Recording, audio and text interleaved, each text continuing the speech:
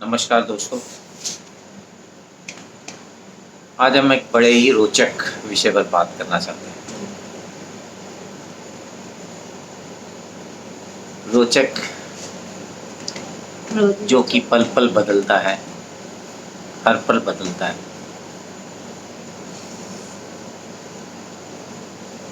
परिस्थिति के अनुसार, काल के अनुसार, देश के हित के अनुसार ये चीज़ बदलती है। इसको कहते हैं इंटरनेशनल रिलेशनशिप्स। डिप्लोमेसी में कहा जाता है, there are no permanent friends और foes, they are only national interests.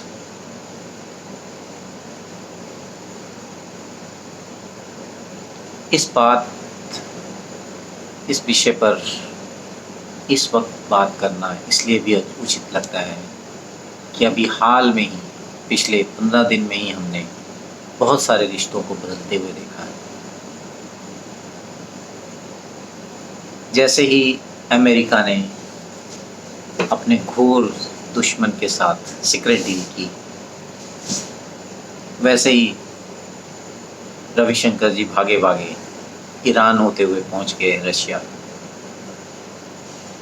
वो रशिया जिसकी दोस्ती पर हमारा भारत कस्में खाता था, उसी रशिया ने हमारे एक्सटर्नल मिनिस्टर के साथ मिलने के बाद पब्लिकली अनाउंस किया कि तालिबान एक सच्चाई है जिसको भारत को अस्वीकार कर लेना चाहिए। आश्चर्य हुआ ना सुनकर।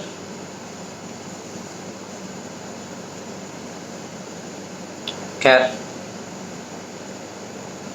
यही सत्यता है आजकल इंटरनेशनल रिलेशनशिप्स में कि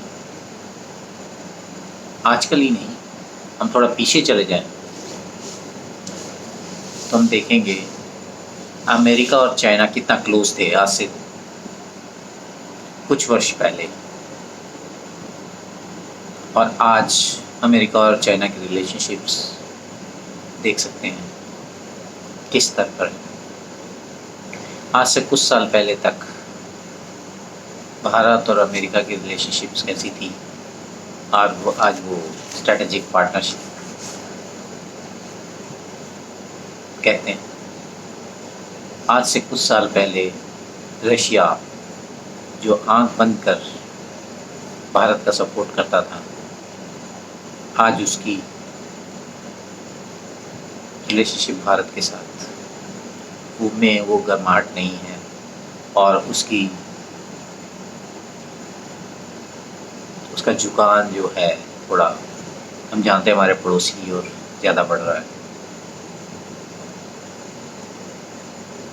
अगर हम अमेरिका की ही रिलेशनशिप की बात करें तो पल पल इसका चाइना के साथ, हमारे साथ, और सबसे अहम बात पाकिस्तान के साथ बहुत बड़ी है।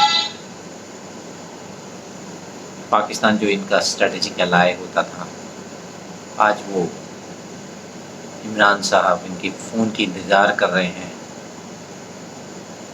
और उनकी पीरने की सारी दुआएं कोई भी काम नहीं आ रही। बदलते वक्त के साथ बहुत कुछ बदलता है। क्या कोई सोच सकता था कभी कि एक वक्त पे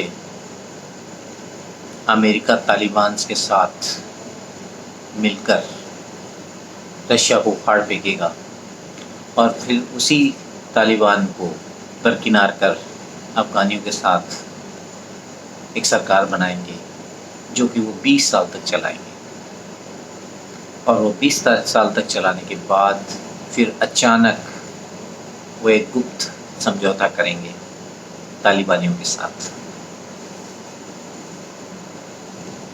और वो तालिबानियों के सपोर्ट में आ जाएंगे। और क्या कोई ये सोच सकता था कि रशिया भी तालिबान को सपोर्ट करेगा, जिन्होंने कि उन्हें अफ़गानिस्तान से भगाया था।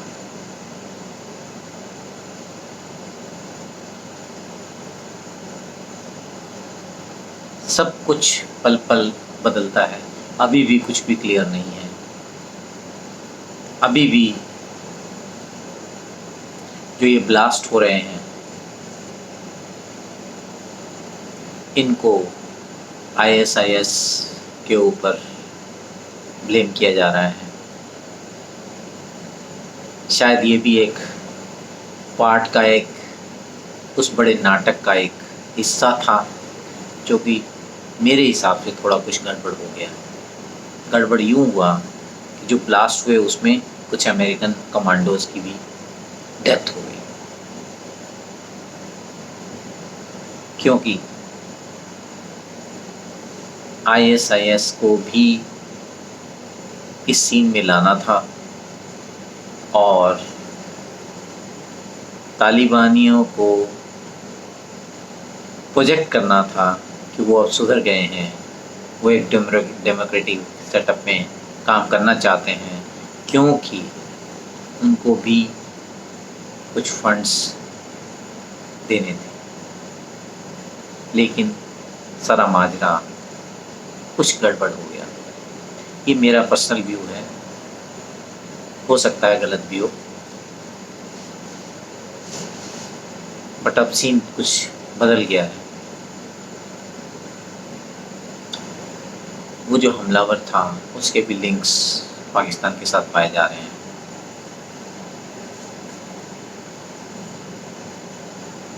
खैर, वो इस आज की इस क्लिपिंग का उससे कोई मतलब नहीं है। आज हम केवल इंटरनेशनल रिलेशनशिप की बात कर रहे थे। दोस्तों, अंत में मैं अपने विचार अपने देश के लिए बताना चाहूँगा कि भारत को सबके साथ अपने रिलेशनशिप्स ठीक रखने की कोशिश करनी चाहिए। किसी भी कैंप में दिखना नहीं चाहिए। हमारे लिए आज रशिया भी उतना ही इम्पोर्टेंट है जितना अमेरिका। हाँ, चाइना के साथ हमने कोशिश बहुत की, लेकिन उसके बिहेवियर में कोई बदलाव नहीं आया। बरसों बरस उसने हमारे NSC में एंट्री, UNO में एंट्री को बाधित किया। हर मौके पर आतंकवादियों को बचाया उसने, और पाकिस्तान तो सुधरने का नाम ले नहीं रहा, जो कि उसके लिए अपने लिए आत्मघाती है। इन दो कंट्रीज़ को छोड़ दें तो बाकी हमारे रिलेशनशिप्स सबके साथ ठीक रहने चाहिए। परंतु अगर हम कंटिन्यूसली ग्रो नहीं करते रहे, अगर हमारी इकोनॉमी ग्रो नहीं करेगी, हम अपने आप को आत्मनिर्भर नहीं बनाएंगे, हम अपने आप को डिफेंस में जिस तरह से अभी काम हो रहा है वैसे ही अगर हम अगले 10 साल तक करते रहें, ग्रो करते रहें, अपने आप को स्ट्रॉन्ग बनाते रहें, तो ज़रूर हम लोगों की ज़रूरत बनेंगे, ना कि लोगों की दोस्ती हमारे लिए ज़रूरत बने। वो सिचुएशन आनी चाहिए और वो सिचुएशन आ सकती है। फॉरेन पॉलिसी में डेफिनेटली आज की सरकार बहुत ही बढ़िया काम कर रही है, इसमें कोई शक नहीं। जिस तरह से हमने रिलेशनशिप्स बनाए हैं, जिस तरह से हाल में हमारे विश्व में हमारी स्टैंडिंग बेटर हुई है, वो काबिल तारीफ़ है। कोई किसी का दोस्त नहीं होता, कोई किसी का दुश्मन नहीं होता, सबके अपने अपने हित होते हैं। हर एक कोई अपने अपने हित साधने में लगा है, वही काम हमें करना चाहिए और निरंतर प्रगति करते रहें, स्ट्रॉन्ग बनते रहें, क्योंकि समर्थ की ही पूजा होती है, समर्थ का ही सम्मान होता है। धन्यवाद।